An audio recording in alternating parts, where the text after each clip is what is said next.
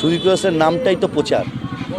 আজকে সুদীপ্ত দাসের নাম ঘোষণা হওয়ার পর মনে করে দেন যে অন্তত 15 দিনের প্রচার কমপ্লিট হয়ে গেছে।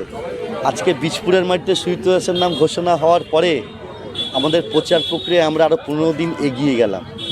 সুদীপ্ত দাস এমন একটি মানুষ, এমন একটি নাম যে বীজপুরের মানুষের আবেগ, বীজপুরের মানুষের মাটির গন্ধ সুদীপ্ত দাসের গায়ে লেগে আছে। বীজপুরের মাটির গন্ধ, বীজপুরের মাটিতে দাঁড়িয়ে যে রামধনু, সেই রামধনু মানুষকে যে পরিষেবা দিয়েছিল, সেই পরিষেবা যাদের দিয়ে সেই প্রতিটা মানুষের আশীর্বাদ সুদীপ্ত দাসের মাথায় আছে। সেই ক্ষেত্রে দাঁড়িয়ে আমরা পিছিয়ে নেই, আমরা এগিয়ে গেছি। আর বিরোধী যারা আছে তারা চিন্তা করছে তারা আগামী দিন তাদের কাজ কি করে করবে। আপনার নাম?